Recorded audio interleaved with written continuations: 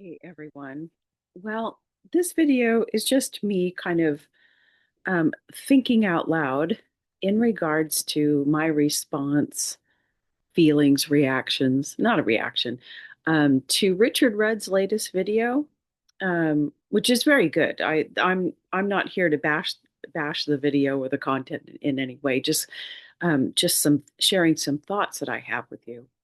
And it's called um, The Three Great Lies of Awakening. Although the title isn't right because he's actually sharing three great truths of awakening. So I'm kind of confused about that. But and now my little catty ego self,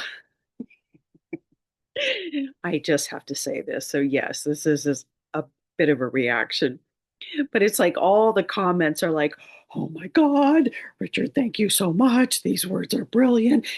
It's great that you're coming out and saying these things. It's what I've been feeling." And I'm like, dudes, like people have been saying these things for thousands of years. It's just funny. Anyway, I just have to, I mean, I have even said these things. And yeah, it's just so funny that, okay, just kind of the behavior. And anyway, and so the three great truths that he talks about is the first one is that, upon awakening, that you realize there's no free will. Yeah, 100% talked about that many times, blah, blah, blah. Yeah, because there's no one there. There's no one there to be making any choices. And even the people that say, well, um, you have the ability to have preferences, like to choose vanilla ice cream over chocolate, I would say no.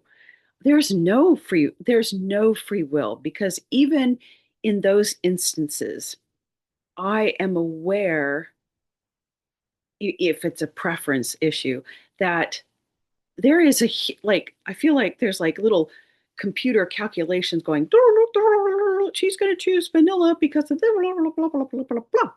Right. So there's no free will. But anyway, if there's no one here choosing, because obviously you wake up to that and you're like, holy shit, there's nobody here. I've never been in control. There's blah, blah, blah, blah, blah. Anyway, so, okay, great. No free will. Um, yeah, it's fascinating. And then the second one is he talks about nothing matters. And yeah, that's so true. I remember sitting right here on this sofa, um, and just having that land in my body. It was like, oh my God, it's so impersonal. There's nothing personal, obviously, going on there. And it has no caring whatsoever. Like nothing matters. Like, okay, that's a great truth. Right, great. And then he talks about, in the video, he talks about the great evolutionary change, and how, we're moving towards like heaven on earth, everyone waking up. And this, I just have to share, this granted me such relief, because I was like, finally, somebody got on a platform and said this out loud. This is what I've been feeling and knowing.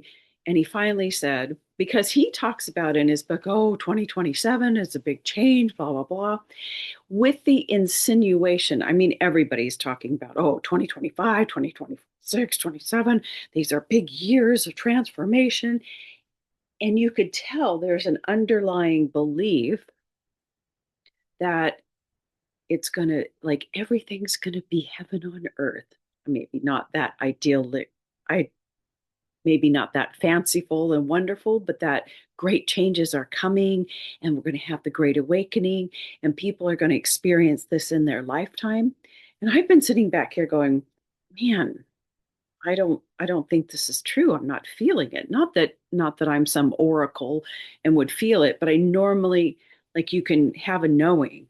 And I'm like, no, this is not going to happen. It's not going to happen in my lifetime. I don't think it's going to happen in the next generations. Yeah, there's going to be some changes, but, and he finally said it. He goes, it's not going to happen in his lifetime. It's going to take hundreds of years, if not thousands of years. And I was like, oh, because this gave me such a relief. Number one, that it tapped in and confirmed my own knowing. I mean, yes, well, there'll be huge changes, but I think change is a long way off. I think all of these new age people, like, I hope to goodness, like, I and Richard are so completely wrong on this. All the astrologers, there's great change, great awakening, blah, blah, blah. Well, I think that's all happening right now anyway. And, oh, I've just lost my train of thought. But with this kind of like unspoken fantasy that things will be so much better in a couple of years, that all this transformation is going to happen. And I think that was because I wasn't feeling that, because I am aware of what's going on in my own personal life, right? And it's reflected at whatever. I was like, there must be something wrong with me because I don't see it. I don't feel in our collective consciousness that we're there, that nothing, it doesn't even feel logical from a rational mindset. So that took like, and I've been beating myself up a little bit, saying, what's wrong with you? Why can't you get with the whole movement of ascension is happening and reawaken? Everyone's going to be awake and happy and living in their sovereignty and, you know, sharing their gifts with the world. And I'm over here going, what the fuck? I don't even like being in the world. The world just feels wrong. I don't even want to talk to me. People feel wrong. Everything feels wrong. There must be something wrong with me because I'm not seeing any great, great awakening, heaven on earth coming in anytime soon. Anyway, so that was a great relief to me. Maybe if you've been beating yourself up like me, maybe this you'll feel better about it. Um, and then the third thing he said, which has gotten me to be contemplating, or did I have a reaction? No, I think what I had was a discernment. And that is one of my gifts, is discernment. Gene Key 13 in my vocation, that's what I'm supposed to share with the world. So here I am sharing it with the world. And he says that the great third truth is your natural self, your natural state is bliss. And I would immediately agree with that. Of course, I mean, but there's some caveats, or let's look at this a little deeper. When I when I my true self, my true state, and I'm probably going to use all the wrong words. What I feel is what I know to be my true natural self, as the one big self, is not bliss per se. Hold on. It is how it cannot be anything other than my natural self is, without a quality or a qualifier. Because what I feel like has awakened here is prior to awareness, and it feels like non-existence. It's that that place that you cannot put a word to or a quality to, because it's nothing, it doesn't exist. So I feel like I can't say my natural state is bliss, because the moment you put a quality to it, then you've set it up into a relative subject object relationship, right? You've differentiated it. And I know I may not be saying all the right words. Like, I have this knowing and like a chunk of knowing up here in my mind, but I don't know how to bring that understanding into words in a linear fashion that makes sense. So, but I think you'll get it. So, but what I feel like you can say is my natural state is blissful or is experienced as bliss. 100% absolutely. Because um,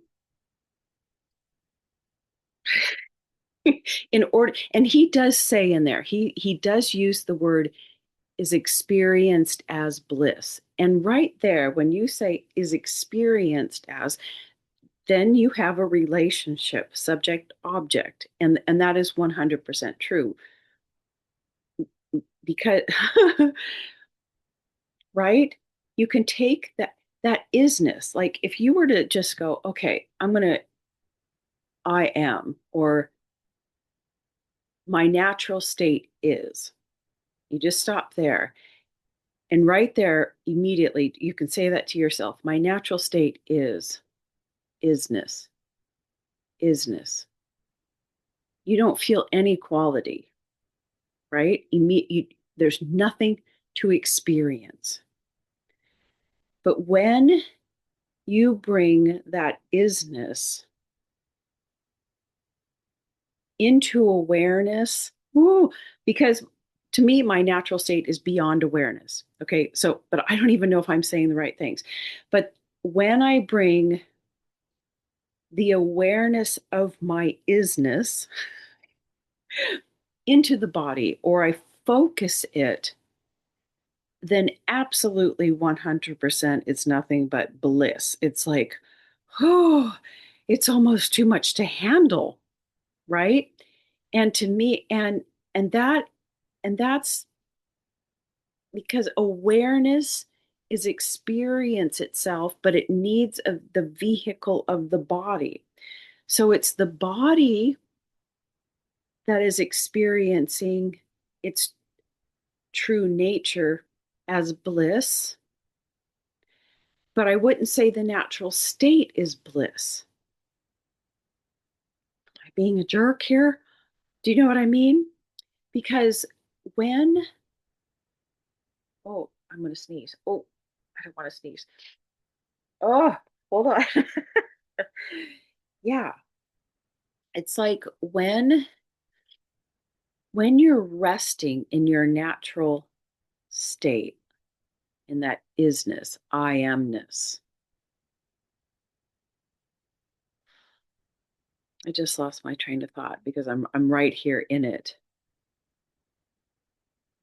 And that isness frequency, which is I, either a non frequency or it's so high that it's still, when that hits, when the five sensory body recognizes its true self,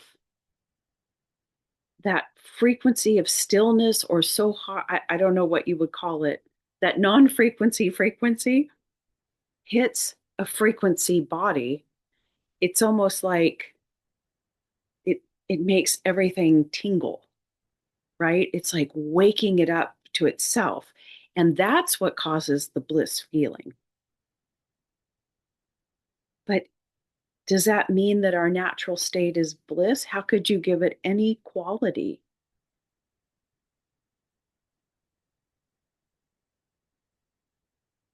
Because it doesn't exist. And yet it's everything. I don't know. I don't know. So anyway, that's my thought. I think, oh, yeah. So am I being a jerk here? Am I missing something? Our natural state is experienced as bliss in the body, but I wouldn't say technically that our natural state is bliss. Our natural state just is. And you can feel it just by yourself sitting there. Yeah. Anyway, okay, that's all I have to say. Bye.